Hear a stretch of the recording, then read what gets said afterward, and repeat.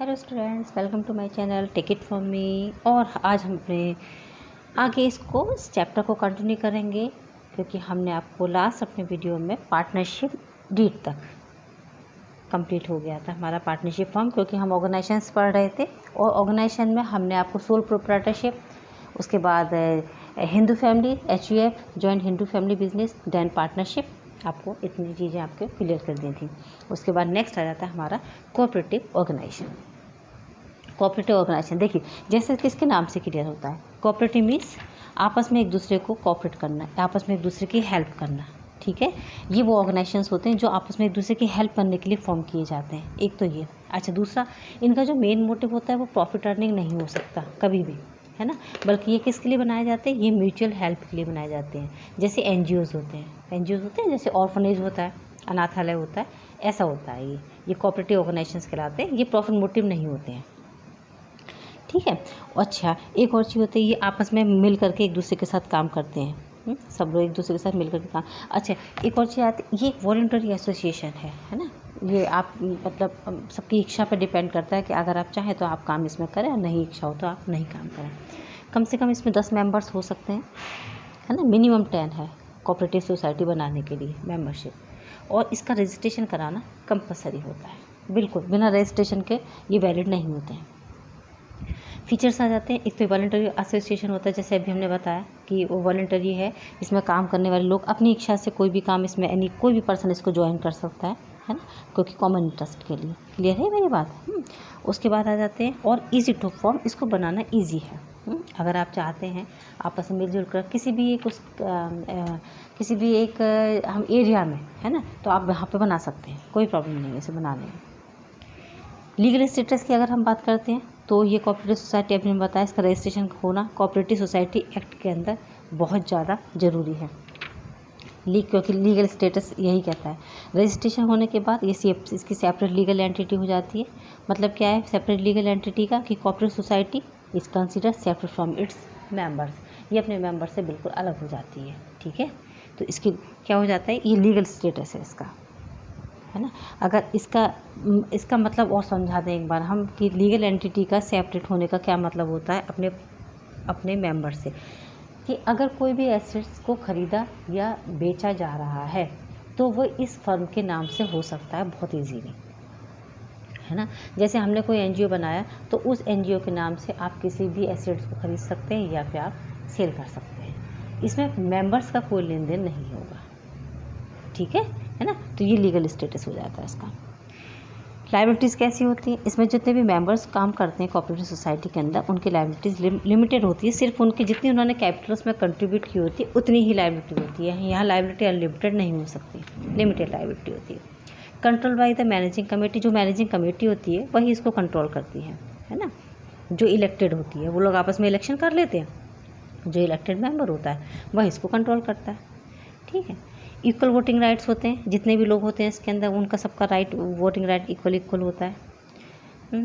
उसके बाद support from, इनको गवर्नमेंट से प्रॉपर सपोर्टिव होते हैं। इनको गवर्नमेंट से टाइम पर एड मिलती रहती है ना। मतलब एड मतलब ग्रांट, यानी कि पैसा मिलता रहता है ना, क्योंकि NGOs है ना, ये इनका काम क्या है, लोगों की वेलफेयर के लिए काम करें, इसलिए गवर्नमेंट को सपोर्ट करती है। अच्छा, ओपन मेंबरशिप है इसमें, आप चाहे जब इसको ज्वाइन कर सकते हैं। ओपन मेंबरशिप है, चाहे जितने लोग इसको ज्वाइन कर सकते हैं, कोई प्रॉब्लम नहीं है ना, इसलिए इसको ओपन मेंबरशिप कहते हैं। स्टेबल एग्जिस्टेंस रहता है। स्टेबल मतलब कि अगर जैसे किसी की डेथ हो जाती है या फिर कोई इंसॉल्वेंट हो जाता है या फिर कोई भी एनी मेंबर इनकैपेबल होता है, ठीक है, उससे हमारी सोसाइटी को कोई फ़र्क नहीं पड़ता है। ये जो सोसाइटी हमने बना रखी है उस पर कोई फ़र्क नहीं पड़ता है ना। ये स्टेबल रहती है और लाइफ टाइम कंटिन्यूस आप इसको कर सकते हैं। इकोनॉमिकल फंक्शनिंग, क्योंकि भाई देखो इकोनॉमिकल क्यों होता है, इसके बाद ज़्यादा पैसे तो होते नहीं हैं। जो भी लोग इसमें काम करने वाले होते हैं वो लोगों के वेलफेयर के लिए काम कर रहे हैं, ऑब्वियस बात है। ठीक है, जब हम लोगों के वेलफेयर के लिए काम कर रहे हैं और थोड़ा सा फंड है, सब लोगों ने थोड़ा थोड़ा पैसा इसमें लगाया, तो डेफिनेटली हम काम कैसे करेंगे, इकोनॉमिकली करेंगे, सोच समझ के अपने खर्चों को करेंगे। समझ, लिमिट्स पे चलते हैं। लिमिटेड कैपिटल, वही अभी यही वाली बात बताई हमने आपको, यही आ जाती है यहाँ पे, कि इनके पास पैसे कम होते हैं। अनलिमिटेड अगर हम पैसों की बात करें तो वो यहाँ नहीं होता है। ठीक है। लैक ऑफ सीक्रेसी, थोड़े यहाँ पर क्योंकि मेंबर ज़्यादा हो जाते हैं, है ना, और उनका कोई पर्सनल इंटरेस्ट तो होता नहीं है यहाँ पर, तो डेफिनेटली यहाँ की कुछ बातों में यहाँ पर सीक्रेसी की यहाँ पे कमी हो जाती है, यहाँ की बातें बाहर जा सकती हैं। एक्सेसिव गवर्नमेंट कंट्रोल रहता है इन फर्म्स पर, क्योंकि कोई भी इसका हेड नहीं होता है, और गवर्नमेंट का इंटरफेरेंस तो इसमें होता ही, क्योंकि गवर्नमेंट इसको एड देती है, और जहाँ जहाँ गवर्नमेंट एड देती है मतलब गवर्नमेंट, तो उसमें गवर्नमेंट का इंटरफेरेंस होना स्वाभाविक है। कॉन्फ्लिक्ट्स होते भी बताया, बहुत सारे मेंबर्स होंगे तो डेफिनेटली किसी न किसी बात पर आकर के आपस में एक दूसरे के साथ इश्यूज हो ही जाएंगे। इनएफिशिएंट मैनेजमेंट होता है हमारा। इनएफिशिएंट मैनेजमेंट क्यों, हमने ये वाली बात क्यों कही, क्योंकि भाई अगर एफिशिएंट हैं आप, बहुत ज़्यादा अगर आप क्वालिफाइड हैं, फिर आप एनजीओ में काम क्यों कर रहे होंगे, है ना, जहाँ पर आपको मिलना कुछ नहीं है। या ये तो एक ऐसा एसोसिएशन है जहाँ पर आप क्या कर रहे हैं, लोगों की सर्विस करने के लिए, लोगों को सर्व करने के लिए आप काम कर रहे हैं। तो मैनेजमेंट कैसा होता है, इनएफिशिएंट होता है, बहुत अच्छा नहीं हो सकता है, ऐसा नहीं है, हमने ये नहीं कहा कि होता ही नहीं है ना। अब तो बहुत लोग बहुत अवेयर हो गए हैं इन सब कामों को करने के लिए, लेकिन फिर भी इनएफिशिएंट होता है। चलते हैं नेक्स्ट पर, कुछ इसके टाइप्स आ जाते हैं, है ना। अब हम इसके कुछ टाइप्स पढ़ाएंगे आपको, बिल्कुल सिंपल है, कोई प्रॉब्लम नहीं है बिल्कुल। शायद आपको मेरी बातें समझ में भी आ रही होंगी, इससे पहले वीडियोस आपके पास पहुंच रहे हैं अब, तो क्लियर हो रहे होंगे। अच्छा, कोई भी प्रॉब्लम होती है तो आप मुझे कॉन्टैक्ट कर सकते हैं, मुझे कमेंट बॉक्स में जाकर के कमेंट भी कर सकते हैं, ठीक है। और जितने भी टॉपिक्स आपको मिलेंगे आप रेफरेंस में आप जाएँ, सिर्फ टॉपिक डालेंगे आपको मेरा वीडियो मिल जाएगा, क्योंकि हमने टॉपिक वाइज वीडियो बनाया है अपने, है ना। सबसे पहले इसका एक टाइप आ जाता है कंज्यूमर कोऑपरेटिव सोसाइटी, जैसा नाम से क्लियर है, कंज्यूमर कोऑपरेटिव सोसाइटी है। यहाँ पे बहुत सारे पता है कंज्यूमर मिल करके आपस में एक क्या बना लेते हैं, सोसाइटी बना लेते हैं, ठीक है। वो क्या करते हैं, कंज्यूमर जो कोऑपरेटिव सोसाइटी होती है, ये गुड्स को ना परचेस कर लेते हैं डायरेक्ट मैन्युफैक्चरर से, ठीक है, और फिर अपने ही मेंबर्स को उसको रीजनेबल प्राइस पर सेल कर देते हैं, ठीक है। और जो इसका जो प्रॉफिट हो जाता है इनको, वो आपस में इसके मेंबर्स है ना, वो सारे के सारे इसको बांट लेते हैं अपने प्रोपोर्शन में, जिस हिसाब से किया गया होगा। समझ गए मेरी बात को। कंज्यूमर क्या क्या क्या बताया हमने इसमें, कंज्यूमर में कि इसमें बहुत सारे कंज्यूमर होते हैं, वो मिलजुल कर काम करते हैं, एक अपना एसोसिएशन सोसाइटी जैसी बना लेते हैं, और वो डायरेक्ट मैन्युफैक्चरर से सामान खरीद के लेके आते हैं, और आपस में ही एक दूसरे को रीजनेबल प्राइस पर सेल कर देते हैं। उससे होने वाले प्रॉफिट को भी ये लोग आपस में बांट लेते हैं, या फिर इन्वेस्ट कर देते हैं कहीं पर भी अच्छी जगह पर, ठीक है। इतनी बात मेरी क्लियर हो गई। अब जैसे ये प्रोड्यूसर कोऑपरेटिव, ये इसमें ऑब्वियस बात है कि जैसे कंज्यूमर ने बनाया, ये प्रोड्यूसर ने बना लेते हैं सब लोग मिलजुल कर, है ना। कंज्यूमर कंसिस्ट, इसमें क्या होता है, इसमें इस छोटे बहुत बड़े बड़े प्रोड्यूसर की बात नहीं करेंगे, स्मॉल प्रोड्यूसर्स होते हैं जो अपनी, जिनको ना बहुत सारी चीज़ों को मिलने में बहुत डिफ़िकल्टी होती है, या फिर ना हम ये कह सकते हैं कि वो बहुत महंगे सामानों को मालूम हुआ कि वो नहीं खरीद पा रहे, बहुत बड़ी मशीनरियाँ नहीं खरीद पा रहे, तो जैसे 5-6 प्रोड्यूसर मिले, उन्होंने एक बहुत बड़ी मशीनरी जो कई करोड़ की आने वाली थी, उसे उन्होंने ख़रीद लिया। समझ गए। अब 5 लोगों के बीच में एक मशीनरी होगी, अपना काम कर रहे होंगे, और अच्छा प्रोडक्शन हो रहा होगा, और प्रॉफिट कमा रहे होंगे। समझ में, और होने वाले प्रॉफिट को फिर ये लोग आपस में बांट लेंगे। कोऑपरेटिव मार्केटिंग सोसाइटी क्या होती है, कोऑपरेटिव मार्केटिंग सोसाइटी क्या होती है कि ये मार्केट सोसाइटी है, यहाँ पर क्या होते हैं, स्मॉल प्रोड्यूसर होते हैं, वो क्या करते हैं, अपना सारा सामान यहाँ पे बेच देते हैं, ठीक है, और क्या करते हैं, बेस्ट प्राइस पर, अच्छे प्राइस से बेच देते हैं, ठीक है। ये इस टाइप की जो सोसाइटी होती है वो बार्गेनिंग को बचाती है। मेन इसका ये है कि जो मार्केट में होने वाली जो बार्गेनिंग होती है उससे ये लोगों को बचा लेते हैं, ठीक है। अच्छा, और क्या होता है इसमें, ये इसमें जितनी भी जो भी आपको मिलेगा, जैसे फैसिलिटीज़ भी बहुत सारी देते हैं ये लोग, वेयर हाउसिंग की, ट्रांसपोर्ट की, पैकेजिंग की, बहुत सारी फैसिलिटीज़ देते हैं, और बिल्कुल सही प्राइस पर यहाँ पर सामान आपको मिल जाएगा। तो कोऑपरेटिव मार्केटिंग हो जाती है, मैंने वो जगह जगह से ला के सामान इकट्ठा कर लेते हैं और लोगों को सही प्राइस पर बेच देते हैं।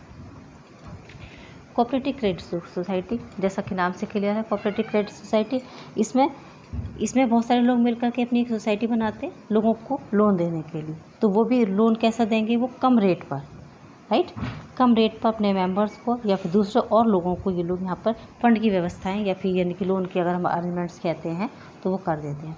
तो इस तरीके इसका अगर हम ये कहते हैं डायरेक्टली इसका बेनिफिट क्या होता है, तो इसका बेनिफिट होता है कि जो मनी लेंडर्स होते हैं ना, जो एक्सप्लॉयटेशन करते हैं, उससे ये लोग बच जाते हैं, और लो रेट पर मिल जाता है इनको इंटरेस्ट बहुत ईजीली, ठीक है। और लोगों के अंदर अगर हम कहते हैं तो सेविंग की हैबिट यहाँ पे थोड़ा सा इम्प्रूव हो जाती है। आगे हो जाता है कोऑपरेटिव फार्मिंग सोसाइटी। तो फार्मिंग सोसाइटी जैसा कि इसके नाम से क्लियर है, फार्मिंग के लिए, तो ये जो कोऑपरेटिव सोसाइटी है मेन फार्मर्स के लिए होती है, ठीक है। तो ये स्मॉल फार्मर्स होते हैं जो इसको ज्वाइन कर लेते हैं यहाँ पे। वो क्या करते हैं, अपना सारा जितना भी इकट्ठा होता है उनका प्रोडक्शन यहाँ पर जा कर के अपना सेल करते हैं, है ना। ये छोटे फार्मर्स को हेल्प करते हैं, उनको फार्मिंग के मेथड सिखाने के लिए, या फिर हम कह सकते हैं उनको सीड्स के लिए अरेंजमेंट करने के लिए, फर्टिलाइजर्स है, इरिगेशन के लिए कोई भी मीन्स हैं, मॉडर्न टेक्निक से कराने के लिए, ट्रैक्टर की फैसिलिटीज़ के लिए। तो ये फार्मर्स के लिए स्पेशली है, ठीक है।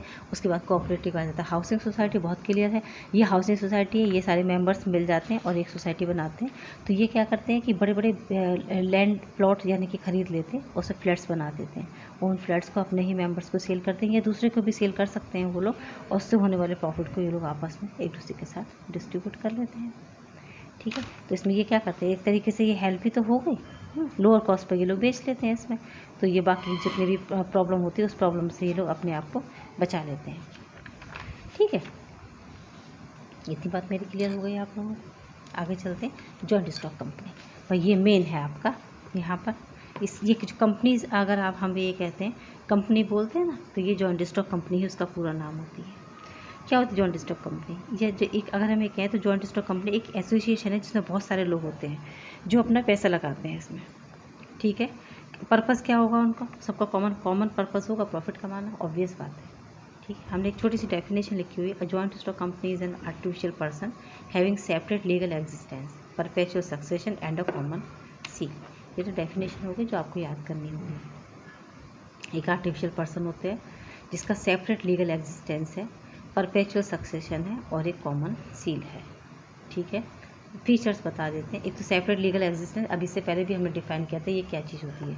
सेपरेट लीगल एग्जिस्टेंस मीन्स अपना लीगल एग्जिस्टेंस अलग है इनका, कंपनी अलग और कंपनी के मेंबर्स अलग।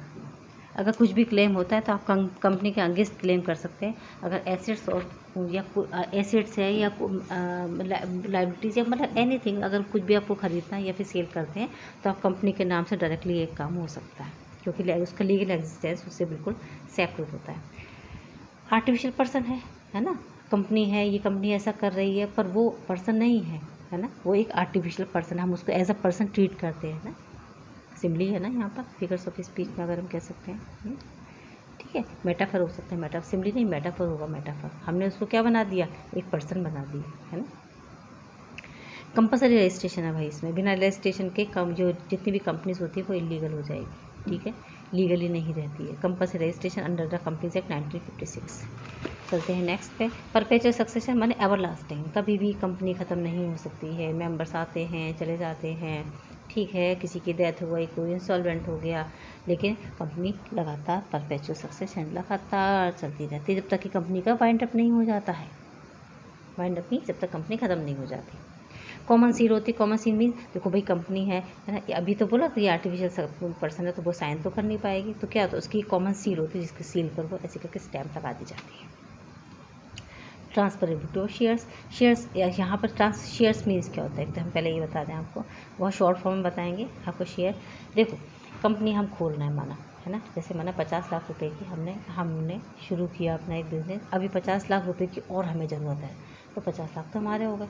अब 50 लाख के लिए हम एप्लीकेशन इनवाइट करेंगे लोगों से ये लोगों से समझ लीजिए, अगर बिल्कुल एक सिंपल लैंग्वेज में बताएं तो हम लोगों को ये कहते हैं कि भाई हमारी कंपनी में पैसे लगाओ, इन्वेस्ट करो, हम उसके बदले का आपको इंटरेस्ट और उसके बदले का आपको प्रॉफिट देते रहेंगे। That is called a share, है ना। शेयर पर एक छोटी छोटी यूनिट्स होती हैं जो मिलकर के क्या बन जाती है, कैपिटल बन जाती है हमारी, राइट। तो ये क्या ट्रांसफरेबिलिटी ऑफ शेयर, यहाँ पर शेयर को आराम से ट्रांसफ़र किया जा सकता है ना, शेयर को एक दूसरे के साथ हम यहाँ पर ट्रांसफ़र कर लेंगे। Separation of ownership and control, अभी बताया था ना, इसकी ओनरशिप सेपरेट होती है, बिल्कुल अलग होती है, ठीक है। इसके शेयर होल्डर्स करते हैं, जितने भी अभी कहा था शेयर्स इसमें होते हैं, तो जो शेयर होल्डर्स होते हैं वो इसकी कंपनी के ओनर होते हैं, वही इसको रिप्रेजेंट करते हैं और वही इसके डायरेक्टर्स होते हैं, ठीक है। और क्या है, लिमिटेड लायबिलिटीज़ होती है, आपने जितना पैसा लगाया, माना आपने 10 लाख लगाए तो 10 लाख के बराबर ही आपकी लायबिलिटी है, उसके ऊपर नहीं। माने जो जितने भी मेंबर्स होते हैं वो लिमिटेड लायबिलिटी वाले होते हैं, अनलिमिटेड नहीं हो सकती यहाँ पर। ग्रोथ एंड एक्सपेंशन बढ़िया होता है, यहाँ पर जितना पैसा बढ़ता चला जाता है ग्रोथ एंड एक्सपेंशन होता चला जाता है। Large amount of capital, obvious बात है, नंबर ऑफ शेयर होल्डर्स होते हैं हमारे पास तो लार्ज अमाउंट तो हो ज़्यादा हो ही जाए।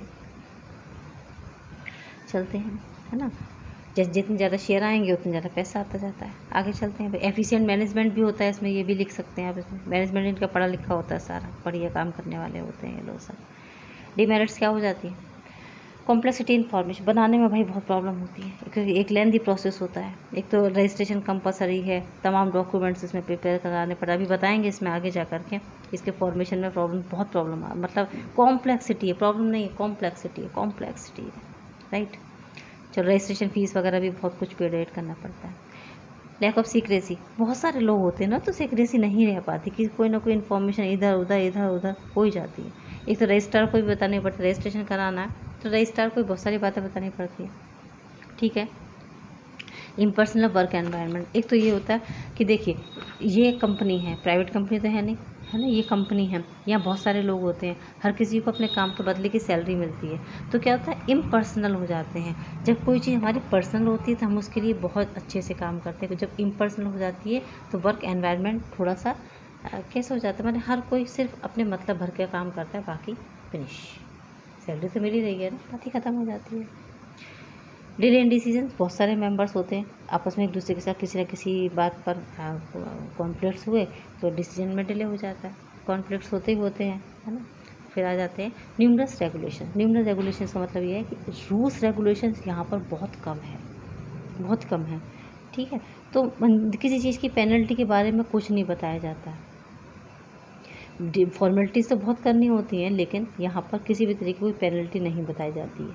तो पेनल्टी नहीं बताई जाती है, इसलिए क्या होता है यहाँ पर रेगुलेशंस इसमें थोड़े से कम है। थोड़े से रूल्स बना के चलेंगे तो फिर यहाँ कोई आगे जा कर के हमें कोई प्रॉब्लम नहीं आएगी, वो नहीं है इसके अंदर, ठीक है। चलते हैं आगे। टाइप्स ऑफ कंपनी हमने ये 3 टाइप्स की कंपनीज़ है। एक प्राइवेट कंपनी होती है, एक पब्लिक होती है और एक 1 पर्सन होती है। प्राइवेट कंपनी बहुत सिंपल है, जहाँ पर 2 से लेकर 200 तक मेंबर्स होते हैं, है ना, प्राइवेट, उसे प्राइवेट कंपनी कहते हैं। मिनिमम पेड अप कैपिटल्स की 1 लाख होती है, हायर तो हो सकती है। अच्छा, इसमें रेस्ट्रिक्शंस होते हैं, इसके जो भी शेयर्स होंगे वो ट्रांसफरेबल नहीं होते हैं, ठीक, क्योंकि प्राइवेट है। इसमें हर कोई प्रोहिबिटेड, इसमें हर कोई नहीं आ सकता, आया जा नहीं सकता है ना इसमें, इसलिए क्योंकि ये क्या है, प्राइवेट है, इसलिए इसमें इतने सारे रेस्ट्रिक्शंस लगे हुए हैं कि ना राइट टू ट्रांसफर शेयर हम राइट को ट्रांसफ़र नहीं कर सकते हैं। सिर्फ 2 से लेकर 200 तक मेंबर्स होते हैं इसके अंदर, और पब्लिक में कोई भी शेयर्स ये लोग इनवाइट नहीं करते हैं। पब्लिक बिल्कुल इसके अपोजिट हो गया। मिनिमम लिमिट इसमें हमने बता रखा है, इसमें 7 मेंबर्स, और चाहे जितने हो सकते, कोई लिमिट ही नहीं है। और अपनी शेयर सिक्योरिटीज़ मैंने अपने शेयर्स को आराम से लोग ट्रांसफ़र कर सकते हैं, और पब्लिक्स को इन्वाइट करते हैं अपने यहाँ सब्सक्राइब कराने के लिए, ठीक है। क्लियर है मेरी बात? अच्छा, आगे चलते हैं। 1 पर्सन कंपनी में तो 1 पर्सन का ही रहता है। अच्छा, ये एक और चीज़ में बता दें, याद आ गया एकदम। एक तो 2 तरीके की कंपनी होती है, एक तो कंपनी लिमिटेड बाय गारंटी और कंपनी लिमिटेड बाय शेयर्स, 2 उसके और काइंड से समझ लीजिए एक तरीके का। 1 पर्सन पे आ जाते हैं। 1 पर्सन एक न्यू टाइप की कंपनी होती है ना। इसमें क्या होता है, पब्लिक या प्राइवेट ना बना करके हम क्या बनाते हैं, एक 1 पर्सन कंपनी, OPC कहते हैं इसको, OPC शॉर्ट फॉर्म।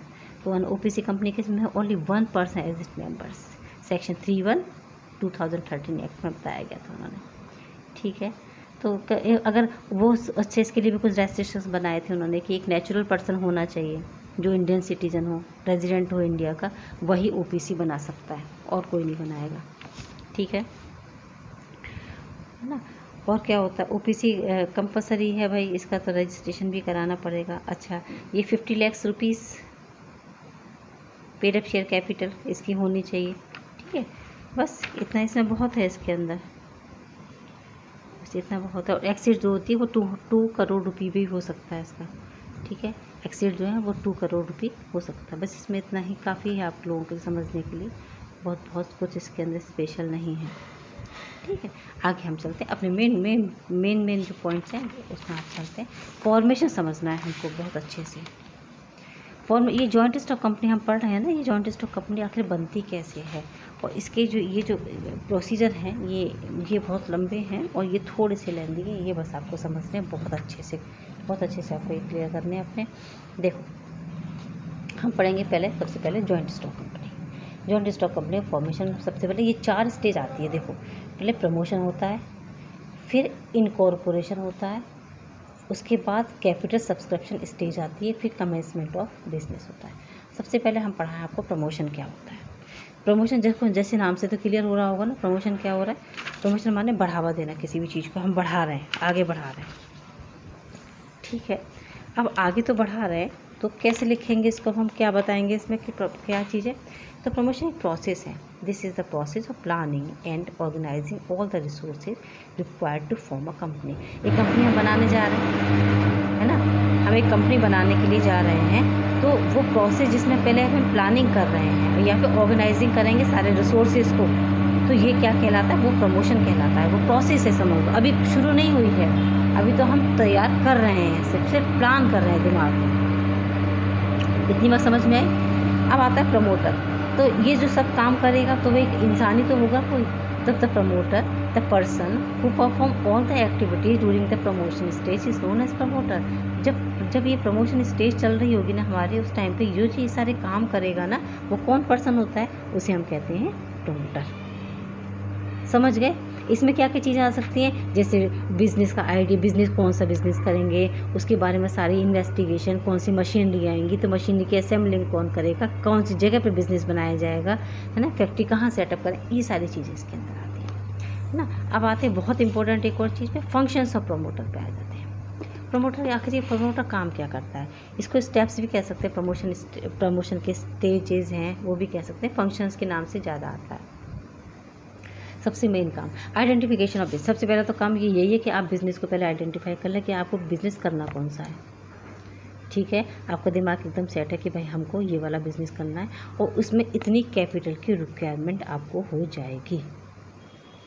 समझ में आ गई, है ना, कितनी कैपिटल की रिक्वायरमेंट, सबसे पहला तो यही काम हो जाएगा। उसके बाद आता है फीसिबिलिटी स्टडी। फीसिबिलिटी स्टडी बहुत इंपॉर्टेंट होती है। क्या होती है, देखो, उसके बारे में सारी डिस्कवरी करना, सब डिटेल्ड इन्वेस्टिगेशन करना, उसको प्रैक्टिकल शेप देना कि अगर हम करेंगे इन्वेस्टिगेशन, रिकॉर्डिंग, प्रॉफिटेबिलिटी, प्रोडक्शन कितना होगा, डिमांड कैसी आएगी प्रोडक्ट की, कहाँ से खरीदेंगे, कहाँ तक अपने जाकर सेल करेंगे, ठीक है, किन किन एक्सपर्ट से हमको यहाँ पर राय लेनी पड़ेगी, ये सारी चीज़ें इसमें आ जाती हैं, है ना। फीसिबिलिटी में दो चीज़ें ये हमने लिखा हुआ है, एक तो टेक्निकल फीसिबिलिटी होती है,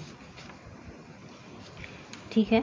अच्छा, फीसिबिलिटी मतलब क्या, टेक्निकल स्टडी मतलब कि रॉ मटेरियल और टेक्नोलॉजी हम कौन सी यूज़ करने वाले हैं, समझ में आती है। अगर हम ये यूज़ करेंगे तो ये कहाँ से अवेलेबल होगा पूरी कंट्री भर में से, तो वो टेक्निकल फीसिबिलिटी आ जाती है। फाइनेंशियल फीसिबिलिटी तो आप समझ रहे होंगे भाई, कितने कितने फंड्स की ज़रूरत है और ये फ़ंड हमें कहाँ से मिलेगा, है ना, ठीक है। अच्छा, फिर आ जाती है हमारी इकोनॉमिक फीसिबिलिटी। तो इकोनॉमिक फीसिबिलिटी में आती है कि मतलब भाई प्रॉफिटेबल भी तो होना चाहिए, है ना। प्रॉफिटेबल माने हम बहुत बड़े किसी बिज़नेस को, ये दिमाग में आइडियाज़ तो बहुत हैं, बहुत आइडियाज़ हैं भरे पड़े, लेकिन उससे होने वाला प्रॉफिट कितना है, मेन बात उस पर आ जाती है ना। तो इकोनॉमिक फीसिबिलिटी भी तो देखनी है कि भाई प्रॉफिट तो हो, है ना, जितना लगा रहे हैं उतना वापस तो आए हमारा, तो ये हो जाती है इकोनॉमिक फीसिबिलिटी। तो 3 फीसिबिलिटी आपको अच्छे से पढ़नी है।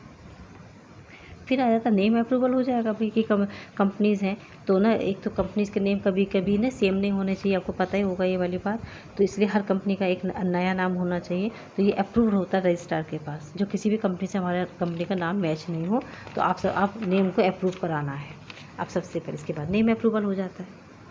फिर होती है fixing up signatories to memorandum of association. अब बनाते हैं मेमोरेंडम ऑफ एसोसिएशन, तो इसमें फिक्सिंग अप हो जाता है। फिक्सिंग अप मतलब जो लोग उसमें साइन करेंगे, है ना, तो वो इसका मतलब कंपनी के सबसे पहले डायरेक्टर बन जाएंगे, ठीक है। तो उनके रिटन डॉक्यूमेंट लेना, है ना, उनके क्वालिफिकेशन वगैरह, या फिर वो उनसे कहना कि आप हमारी कंपनी के शेयर्स को ख़रीद लें, ऐसे करके उनसे अपनी बात को कहना। तो ये सारी चीज़ें किस में आ जाती हैं, हमारी मेमोरेंडम ऑफ एसोसिएशन को फिक्स कर देती है। अभी हम पढ़ाएंगे मेमोरेंडम ऑफ एसोसिएशन, अभी आपको इसके आगे मेमोरेंडम ऑफ एसोसिएशन ही पढ़ाने जा रहे हैं। अपॉइंटमेंट ऑफ प्रोफेशनल्स, जितने प्रोफेशनल लोग हैं भाई उनका अपॉइंटमेंट करना, ठीक है, क्योंकि बिना अपॉइंटमेंट के तो कुछ होगा नहीं। तो जितने भी हमारे जैसे ब्रोकर्स हैं, अंडरराइटर्स हैं, बैंकर्स हैं, इन सबको आप अपॉइंट करेंगे। और प्रिपरेशन ऑफ नेसेसरी डॉक्यूमेंट्स। उसके बाद आप नेसेसरी डॉक्यूमेंट्स, 3 डॉक्यूमेंट मेन होते हैं, एक articles of association, memorandum of association और प्रॉस्पेक्टस, इन तीनों को तैयार करें। ये तीनों के बारे में डिटेल में हम पढ़ाने जा रहे हैं, ठीक है, चिंता ना करें कि मैम ने क्या बोल दिया, समझ नहीं आया, हम तीनों को ही बाद में पढ़ा रहे हैं। आगे चलते हैं, अब आगे चलते अब आ जाता है सेकंड स्टेप। फिर हमने फर्स्ट स्टेज पढ़ा दी ना, देखो हम ये पढ़ा रहे हैं आपको फॉर्मेशन में फर्स्ट से प्रमोशन की, वो हमने कही ये कंप्लीट हो गई प्रमोशन। अब आ जाते हैं इनकॉर्पोरेशन क्या होता है, देखो अब ये सेकंड स्टेज है हमारी इनकॉर्पोरेशन की। तो मतलब इनकॉर्पोरेशन मतलब होता है कि कंपनी का रजिस्ट्रेशन होना ज़रूरी होगा, रजिस्ट्रेशन होगा कंपनीज अंडर कंपनी एक्ट 1956, ठीक है। पहले में तो प्रमोशन हो गया कंपनी का, सेकंड में होगा इनकॉर्पोरेशन मतलब अब कंपनी का रजिस्ट्रेशन होना हो जाएगा यहाँ पर। अब रजिस्ट्रेशन कैसे होगा, उसमें क्या क्या करेंगे अब हम, ठीक है। तो हम सबसे पहले करते हैं फाइलिंग ऑफ नेसेसरी डॉक्यूमेंट्स। हम सबसे पहले अपने नेसेसरी डॉक्यूमेंट्स को फाइल करते हैं रजिस्ट्रार के पास। अब नेसेसरी डॉक्यूमेंट्स अभी हम बार बार बता रहे हैं आपको, memorandum of association, articles of association, आपकी ऑथराइज कैपिटल कितनी है, आपके डायरेक्टर्स कौन कौन से हैं, उनका एड्रेस क्या है, ऑक्यूपेशन क्या है, ठीक है। और रजिस्ट्रार ऑफिस का एक नोटिस, स्टेटरी डिक्लेरेशन कि जितनी भी फॉर्मेलिटीज़ आपने उसमें लिखी हुई है वो पूरी तरीके से कंप्लीट हो गई है, ठीक है। इतना आप उसमें लिख देंगे। उसके बाद क्या करेंगे, है ना, पेमेंट ऑफ फीस का पेमेंट करो उसका रजिस्ट्रार का। उसके बाद रजिस्ट्रेशन हो जाएगा आपका। अगर आपको रजिस्ट्रार को लगेगा कि आपने सारे डॉक्यूमेंट सबमिट कर दिए हैं और फीस भी डिपॉजिट हो गई है, और अगर वो खुद से सेटिस्फाई हो जाता है तो वो रजिस्ट्रेशन कर देगा आपकी कंपनी का। जैसे ही आपकी कंपनी का रजिस्ट्रेशन हो जाएगा, आपको सर्टिफिकेट ऑफ इनकॉर्पोरेशन दे दिया जाएगा। सर्टिफिकेट ऑफ इनकॉर्पोरेशन का मतलब होता है अब आप यहाँ पर अपनी कंपनी आप एज अ लीगल एंटिटी मिल गई और उसको आप स्टार्ट कर सकते हैं। समझ में आ गई है ना, इनकॉर्पोरेशन की स्टेज खत्म हो गई। अब आ जाते हैं थर्ड स्टेज पर, कैपिटल सब्सक्रिप्शन का काम शुरू हो जाता है, ठीक है। जैसे ही हमको सर्टिफिकेट इनकॉर्पोरेशन का मिलेगा तो प्राइवेट कंपनी जितनी होती हैं वो तो तुरंत अपना काम शुरू कर सकती हैं, लेकिन जो पब्लिक लिमिटेड कंपनीज होती हैं उनको एक और स्टेज ये वाली कैपिटल सब्सक्रिप्शन का ये काम करना पड़ता है ना, सब कमेंसमेंट करने के। कमेंसमेंट मीन्स होता है स्टार्ट करना, commencement of business means business start करना, हमारे कॉमर्स के लैंग्वेज में उसे कमेंसमेंट बोला जाता है। उसके लिए ये लोग क्या करेंगे, सबसे पहले सेबी की अप्रूवल लेंगे। सेबी मतलब security exchange board of India, है ना, security exchange board of India. ये एक रेगुलेटरी बॉडी है जो कि ना इन सब कैपिटल मार्केट को कंट्रोल करती है, जिससे कि इन्वेस्टर जितने भी हैं उनका इंटरेस्ट बच सके, इसके लिए ये काम करती है, ठीक है। तो ये जो पब्लिक लिमिटेड कंपनी है अपने सारे जितने भी इन्फॉर्मेशन है वो सेबी को डिपॉजिट कर देती है। सेबी सबको चेक करता है पहले, उसके बाद सेबी अपनी अप्रूवल इनको दे देता है। अगर उसको समझ में आता है कि कुछ सही नहीं है तो वो कैंसिल भी कर सकता है, ठीक है। फिर सेकंड आ जाता है प्रॉस्पेक्टस क्या होता है ना, तो ये एक समझ लीजिए एक डॉक्यूमेंट होता है।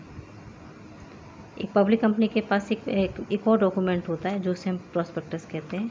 और प्रॉस्पेक्टस क्या होता है, ये जनरल पब्लिक को इनवाइट किया जाता है कि वो अपने shares to subscribe shares in their company, कि अगर वो चाहें तो अपनी कंपनी में आप शेयर उसमें खरीद सकते हैं। उसके लिए समझ लीजिए इनविटेशन है, जैसे स्कूल के प्रॉस्पेक्टस निकलते हैं, सीधे से समझिए मेरी बात। स्कूल के प्रॉस्पेक्टस निकलते हैं, आप उस प्रॉस्पेक्ट को देख करके आपको समझ में आता है ना कि स्कूल आपके एडमिशन के लायक है या नहीं है, बस सीधी सी बात है, यही होता है, ठीक है ना। एक एग्जाम्पल देखो तो बच्चों को क्लियर हो जाता है बहुत अच्छे से। आगे जाता है appointment of bankers, brokers and underwriters. हमें बताने की ज़रूरत नहीं है कि हाँ इसके बाद इन सब का हमें अपॉइंटमेंट तो करना ही पड़ेगा। ये है भाई बहुत इंपॉर्टेंट है, मिनिमम सब्सक्रिप्शन। हम अंडरलाइन बता देते हैं कि जो आपके एग्ज़ाम में आने के मिनिमम सब्सक्रिप्शन क्या होता है। देखो मिनिमम के नाम से आपको क्लियर है ना, कि उससे कम नहीं होना चाहिए, है ना। तो ये क्या चीज़ है, शॉर्टेज ऑफ फंड्स, एक ना लिमिट कर लेते हैं ये लोग, उस लिमिट से नीचे नहीं होना चाहिए, है ना। तो कंपलसरी कर लिया कि जब एप्लीकेशंस आएंगी ना शेयर की तो इससे कम मिनिमम नंबर से नहीं हो सकती, जैसे इसे कहते हैं मिनिमम सब्सक्रिप्शन, है ना। अभी इस टाइम पे कितना है 90%। जैसे मैंने एक कंपनी ने अपने शेयर इशू किए मार्केट में 1 लाख रुपीज़ के, है ना। तो जो एप्लीकेशन आनी चाहिए कम से कम 90% की, यानी कि 90,000 रुपये की एप्लीकेशन उसके पास शेयर्स की आनी चाहिए। इससे कम पे नहीं आएगी, अगर इससे कम पे आती है ना तो वो वापस कर दी जाती है सारे विदिन 10 डेज में। समझ में आ गया, मिनिमम मैंने कम से कम इतना तो होना ही चाहिए, राइट, ओके, समझ आ गया होगा। चलते हैं आगे। आगे एप्लीकेशन टू स्टॉक एक्सचेंज बिल्कुल सिंपल है। इसके बाद क्या होता है, स्टॉक एक्सचेंज है हमारा, उसमें जो अपनी सिक्योरिटीज़ को सेल किया जाता है जनरल पब्लिक में, तो यहाँ पे एक नई एप्लीकेशन लगा दी जाती है परमिशन लेने के लिए। उसके बाद शेयर को अलॉटमेंट कर दिया जाता है है ना। जब उसका लिस्टेड उसमें नाम पहुँच जाता है कंपनी का, तो कंपनी क्या करती है कि अलॉटमेंट की लिस्ट अपनी तैयार कर देती है और सबको और शेयर्स का अलॉटमेंट करना स्टार्ट कर देती है। चलते हैं भाई, अब बिज़नेस कमेंसमेंट हो जाता है, लास्ट आ जाता है कमेंसमेंट ऑफ बिजनेस, माने बिज़नेस का स्टार्ट करना, है ना। ये सब कुछ जितना भी अभी हमने ऊपर पढ़ाया, जब ये सब हो जाता है हमारा कि मिनिमम सब्सक्रिप्शन हो गया और कंपनी ने अपना एक रजिस्ट्रार को एक एप्लीकेशन भी दे दी, तो उसको क्या मिल जाता है, एक कमेंसमेंट ऑफ बिज़नेस का सर्टिफिकेट मिल जाता है। जैसे ही ये मिल जाता है, बस कंपनी अब बिज़नेस स्टार्ट कर सकती है। अच्छा, कंपनी को इसमें कुछ अपने डॉक्यूमेंट्स लगाने पड़ते हैं, है ना। तो डॉक्यूमेंट्स क्या लगाएगी, सब्सक्राइब्ड मिनिमम सब्सक्रिप्शन कितना है उनका, है ना। हर और जितने भी डायरेक्टर्स हैं, एप्लीकेशन अलॉटमेंट मनी उन्होंने पेड की है नहीं की है। अच्छा, और ये भी बताना पड़ता है कि कोई भी जितनी भी मनी है, कोई भी मनी पेंडिंग नहीं है एप्लीकेंट्स के पास। बस अगर ऐसा हो जाता है तो आपका बिज़नेस कमेंसमेंट यानी कि स्टार्ट हो जाता है ना। क्योंकि हम इससे पहले तो हम शेयर इशू करवा देते हैं, इससे पहले हम शेयर इशू कर रहे हैं मार्केट में, माने लोगों से कह रहे हैं कि आप हमारी कंपनी पैसे लगाएं, तो ये यहाँ पे ये बात हमें पहले बतानी पड़ती है कि हमारे पास किसी तरीके का कोई किसी का भी पैसा नहीं बचा है, सब पैसा ख़त्म हो चुका, जिसको जितना लगाना था वो हमारे पास पैसे आ चुके हैं, है ना। अभी कोई भी पेंडिंग पैसे हमारे पास नहीं है, एप्लीकेशन अलॉटमेंट पर जितना पैसा था वो हमारे पास आ चुका है, तब बिज़नेस जा कर के यहाँ पर शुरू हो जाता है। कमेंसमेंट मीन्स बिज़नेस इसका स्टार्ट हो जाना, यहाँ पर आकर के आपकी वो चारों स्टेज फिनिश हो जाती हैं। आ जाते हैं भाई इम्पोर्टेंट डॉक्यूमेंट, बार बार हम जो बता रहे थे बस उसका डिटेल थोड़ा सा बताएंगे अब आपको। हम बार बार बात करते हैं 3 डॉक्यूमेंट्स की। एक होता है मेमोरेंडम ऑफ एसोसिएशन, इसे हम कहते हैं चार्टर ऑफ द कंपनी, या फिर ये बहुत प्रिंसिपल डॉक्यूमेंट होता है किसी भी कंपनी का। क्यों होता है, क्योंकि इसमें इतनी सारी चीज़ें इसके बारे में लिखा रहता है। अच्छा, एक और चीज़ ये होता है, इसमें ऑल्टर कर सकते हैं, अगर चाहें तो हम इसमें सुधार या हमें कुछ में चेंजेस करना चाहें तो हम इसमें चेंजेस कर सकते हैं, है ना। सारे अगर मेंबर्स इस बात के लिए तैयार हो जाते हैं तो कंपनीज एक्ट इस बात के लिए भी परमिशन दे देता है कि आप इसमें चाहें तो इसमें चेंजेस कर लेंगे। अच्छा, अब इसमें देखें इसमें किन किन चीज़ों के बारे में लिखा रहता है। भाई बहुत मेन चीज़ आ जाती है नेम क्लॉज, कंपनी का नाम, ठीक है, कंपनी का नाम इसमें लिखा रहता है। अगर कंपनी का नाम में अगर कोई चेंजेस करने हो तो एक स्पेशल रिजोल्यूशन आप दे दें, और वो जब वो पास हो जाएगा सेंट्रल गवर्नमेंट से, तब इसमें हम कंपनी के नाम में चेंजेस कर सकते हैं, ठीक है। फिर सिचुएशन क्लॉज, माने कि हमारी जो फर्म है कहाँ पर सिचुएटेड है, ठीक है, क्योंकि ये बताना ज़रूरी हो जाता है कि भाई कहाँ पर किस जगह पर आपकी फर्म है। इसमें भी ऑल्ट्रेशन कर सकते हैं, इसमें भी एक स्पेशल रिजोल्यूशन पास हो जाएगा, और अगर सेंट्रल गवर्नमेंट चाहती है तो इसमें भी कोई चेंजेस हम चाहें तो कर लेंगे, ठीक है। उसके बाद ऑब्जेक्ट क्लॉज, ऑब्जेक्ट क्लॉज भी बिल्कुल क्लियर होता है। आपका जो मेन ऑब्जेक्ट है वो आपको सेकेंडरी ऑब्जेक्टिव, मेन ऑब्जेक्टिव आपको दोनों बताने पड़ेंगे इसके अंदर, ठीक है। ये लीगल होना चाहिए, इलीगल नहीं होना चाहिए, पहली बात तो ये, ठीक है।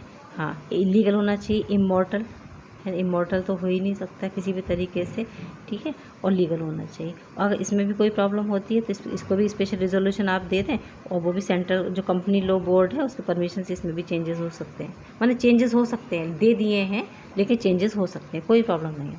फिर लायबिलिटी क्लॉज पे आ जाते हैं हम, है ना। लायबिलिटी को मतलब मेंबर्स की लायबिलिटी कितनी होगी, लायबिलिटी बाय शेयर्स है, लायबिलिटी है ना, तो ये लायबिलिटी अगर होती है तो वो भी हमें इसमें देनी पड़ती है, और लायबिलिटी में भी ऑल्ट्रेशन हम कर सकते हैं, कोई प्रॉब्लम नहीं है। एक यूनिवर्स रिजोल्यूशन, माने अगर सारे कंपनी के मेंबर्स अगर तैयार हैं किसी बात के लिए तो लायबिलिटी में भी चेंज हो जाते हैं। कैपिटल क्लॉज बहुत सिंपल है कि कंपनी की कैपिटल कितनी होगी, ऑथराइज कैपिटल पेड अप, और रजिस्टर्ड कंपनी नॉमिनल कैपिटल कितनी होगी पहले से इसमें बताना पड़ता है हमको, है ना। अच्छा, उसमें भी ऑल्ट्रेशन इसमें भी हम कर सकते हैं, कोई प्रॉब्लम नहीं। स्पेशल रिजोल्यूशन पास करा दो, सेंट्रल गवर्नमेंट जो कंपनी लॉ बोर्ड है उसकी अप्रूवल मिल जाएगी, इसमें भी चेंज हो जाएंगे। सब्सक्रिप्शन क्लॉज आ जाता है, वही अभी हमने बताया मिनिमम सब्सक्रिप्शन कितना होगा, इसका भी पहले से डिक्लेरेशन करना पड़ता है। बस एक यही क्लॉज ऐसा है जिसमें कोई चेंजेस कभी भी हम नहीं कर सकते हैं, बाकी इन सब में चेंजेस हो जाएंगे, सब में चेंज हो जाएंगे, पर इसमें कभी भी कोई भी चेंजेस नहीं कर सकते। आर्टिकल्स ऑफ एसोसिएशन आ जाता है। आर्टिकल ऑफ एसोसिएशन देखो, इसमें जितनी भी कंपनी का एक जो इंटरनल अफेयर्स होते हैं, देखो मेमोरेंडम ऑफ एसोसिएशन कंपनी के जो आउटसाइड के अफेयर्स होते हैं उन्हें बताता है, लेकिन ये आर्टिकल्स ऑफ एसोसिएशन कंपनी के इंटरनल अफेयर्स के बारे में बताता है सारा, ठीक है। इसलिए इसको क्या कहते हैं, डॉक्ट्रिन ऑफ इंडोर मैनेजमेंट भी कहा जाता है, डॉक्ट्रिन ऑफ इंडोर मैनेजमेंट ये भी कहा जाता है इसको। बायलॉज ऑफ कंपनी कहा जाता है, इसमें कंपनी के सारे रूल्स रेगुलेशंस सबके बारे में इसमें डिटेल में लिखा हुआ होता है, ठीक है। सारी कंपनी ज़्यादातर ये अपने आर्टिकल्स ऑफ एसोसिएशन को तैयार करती है। अगर कंपनी कोई अपना नहीं चाहती है अपना पर्सनल ये तैयार करना, तो वो क्या करते हैं ना, एक आर्टिकल्स ऑफ एसोसिएशन जो होते हैं वो टेबल एफ है, कंपनीज एक्ट में देते हैं ये लोग टेबल एफ। तो टेबल एफ का जो 99 जो मॉडल है उसमें से किसी भी एक मॉडल को सेलेक्ट कर लो और उसमें से आ जाता है, तो उसको अपने कंपनी में आप दे सकते हैं। मगर आप नहीं चाहते कि आप ये बनाया तो उसके थ्रू भी आप बना सकते हो। अच्छा, जो आर्टिकल्स ऑफ एसोसिएशन होता है इससे सारे जितने भी कंपनी के जो डायरेक्टर्स होते हैं वो ज़रूर साइन करते हैं, ठीक है। और दो जो विटनेस होते हैं वो उसको अटेस्ट करेंगे। इसको बायलॉज भी कहते हैं या डॉक्ट्रिन ऑफ इंडोर मैनेजमेंट भी कहते हैं, ठीक है। अच्छा, और इसमें क्या क्या चीज़ें लिखी हुई होती है, मैं इसे आपको पढ़ के सुना दें तो आपको याद हो जाएंगी ये सारी चीज़ें, ठीक है। देखो, जैसे इसमें होती हैं शेयर कैपिटल, है ना, आपके शेयर होल्डर्स के राइट्स, अलॉटमेंट कैसे होगा आपका कंपनी का, शेयर सर्टिफिकेट कैसे इशू करेंगे, transfer of shares, for future of share, procedure issue of shares, procedure of conducting meeting, है ना, duties power and remuneration of directors, है ना। अगर डायरेक्टर्स का अपॉइंटमेंट करना है या डायरेक्टर्स को रिमूव करना है तो वो प्रोसीजर कैसे होगा, है ना। डिविडेंड कैसे डिक्लेयर करेंगे आप लोग, कंपनी का अगर वाइंड अप होता है तो वो प्रोसीजर कैसा होगा, सील ऑफ द कंपनी, और कंपनी के बुक्स एंड जो जितनी बुक्स होंगी और जो ऑडिट होगा उसका प्रोसीजर क्या होगा, ये सारी चीज़ें इसमें लिखी रहती हैं, ठीक है। अच्छा, इसमें भी चेंज हो जाएंगे। अगर हम अभी कहते हैं कि आर्टिकल ऑफ एसोसिएशन क्या कभी चेंज नहीं हो सकता, हाँ बिल्कुल हो सकता है। आर्टिकल ऑफ एसोसिएशन वही एक स्पेशल रेजोल्यूशन आप पास करेंगे और उसमें चेंजेस हो सकते हैं, आराम से चेंजेस हो जाएंगे, ठीक है। इतना इसके अंदर आ जाता है। और अब लास्ट एक और टॉपिक पढ़ लें आप, प्रोस्पेक्टस। प्रोस्पेक्टस भी पढ़ा दिया मैंने आपको, वही वाला प्रोस्पेक्टस है। क्या होता है, एक डॉक्यूमेंट ही तो है, ये एक सिंपल डॉक्यूमेंट है जो इनवाइट करता है लोगों को, पब्लिक को, फॉर सब्सक्रिप्शन और purpose of any shares of the benches of corporate, ठीक है। जैसे स्कूल के होते हैं ऐसे करके याद करेंगे तो आपको आराम से लर्न हो जाएगा। आगे आ जाते हैं हम, चॉइस है। अब हमने इतनी सारी बिजनेस के फॉर्म्स आपको पढ़ा दी। अब मेन आपके सामने एक क्वेश्चन आ जाता है कि कैसे चॉइस करेंगे बिजनेस एंटरप्राइजेस को, तो किन फैक्टर्स को आप दिमाग में रखेंगे तब आप किसी बिजनेस को सेट को आप चॉइस कर पाएंगे। तो कुछ लिखिए हमने, नेचर ऑफ बिजनेस, आपका बिजनेस कैसा है ना, किस नेचर का बिजनेस है, उस हिसाब से आप अपना बिजनेस, इतने सारे जो हमने फॉर्म बताए उस फॉर्म को आप चूज़ करेंगे। कैपिटल कितनी है आपके पास, बहुत पैसा है, कम है ना, या फिर आप अपना शेयर्स लोगों में इन्वाइट कर सकते हैं। डिग्री ऑफ कंट्रोल, आप कितना चाहते हैं कि आपकी ना कंट्रोलिंग आपके पास हो पूरी, या फिर आप दूसरों को दे सकते हैं। अगर आप चाहते हैं कि नहीं भाई हमारी कंट्रोल होना चाहिए तो फिर आप से सोल प्रोप्राइटरशिप कर लो, है ना। सोल में तो किसी और का इंटरफेरेंस ही नहीं है, लेकिन बाकी पार्टनरशिप और कंपनी में तो बाकी लोग भी आपके साथ होंगे। एक कंटिन्यूटी आ जाता है कि अगर हम चाहें कि हमारा बिजनेस लगातार चलता रहे तो फिर तो सोल प्रोप्राइटरशिप तो बेकार है, आप पार्टनरशिप या फिर कंपनी करें, है ना। फिर लायबिलिटीज़ आ जाती हैं। अगर हम चाहते हैं कि हमारी लायबिलिटीज़ लिमिटेड हो, कि हमारी लायबिलिटी अनलिमिटेड हो, अब सोल प्रोप्राइटरशिप करेंगे तो अनलिमिटेड है, HUF अनलिमिटेड है, लेकिन बाकी जैसे कंपनी है तो जितना पैसा आपने लगा उस हिसाब से आपकी लायबिलिटी बनती है उसके अंदर, तो ये लिमिटेड लायबिलिटी हो जाती है। फिर आ जाता है मैनेजमेंट एबिलिटी, है ना। मैनेजमेंट एबिलिटी मतलब मैनेजमेंट आपका भाई पढ़ा लिखा एफिशिएंट होना चाहिए। अब वो अगर एफिशिएंट तो फिर कंपनी है ना, कंपनी में तो एफिशिएंट चाहिए, तो फिर अगर हम एफिशिएंट रख रहे हैं तो फिर हमको सैलरी भी तो उनको उस हिसाब से बड़ी सैलरी देनी पड़ेगी ना। तो हम अपने हिसाब से, अगर हमारे पास पूरी प्रॉपर कैपिटल का अरेंजमेंट है तो फिर हम वैसे काम कर सकते हैं, राइट। और हम इसमें और भी चीज़ें दे सकते हैं, जैसे आपके अंदर फ्लेक्सिबिलिटी कितनी है, मतलब आप काम, फ्लेक्सिबिलिटी ऑफ ऑपरेशंस मैंने काम करने के लिए, समझ में आ रही है। जैसे प्रोप्राइटरशिप या पार्टनरशिप होती है ना, ये ज़्यादा फ्लेक्सिबल होते हैं, फटाफट आप इसके अंदर डिसीजन ले सकते हैं, बहुत जल्दी क्विक डिसीजंस हो जाते हैं, कर सकते हैं। लेकिन अगर हम जैसे कंपनी है, बड़ी कंपनी है, बहुत सारे लोग हैं, सब लोगों की कंसर्न लेनी पड़ती है, तो क्या डिसीजन मेकिंग में थोड़ा सा टाइम लगता है, फ्लेक्सिबिलिटी थोड़ी सी लो हो जाती है, ठीक है। इन सब चीज़ों को ध्यान में रखते हुए हम किसी भी एंटरप्राइजेस को चूज़ कर सकते हैं कि हमारे लिए this is the better. Okay, now your chapter is completed. I think this is clear. तो एकदम हमने बहुत सिंपल लैंग्वेज, क्योंकि देखो टिपिकल लैंग्वेज आपकी बुक्स में भी लिखी हुई होगी, जो भी बुक आपके पास होगी या जो भी स्टडी मटेरियल आपके पास होगा। हमारा काम है आपको एकदम सिंपल लैंग्वेज में इन चीज़ों को समझा देना कि आपको वो दिमाग में सेट हो सके। ठीक है, फिर भी इससे रिलेटेड कोई भी क्वेरी हो तो आप मुझे मेरे कमेंट बॉक्स में जा करके आप मुझे बता सकते हैं, पूछ सकते हैं, पर्सनली भी पूछ सकते हैं। ठीक है, okay children, take care, good bye.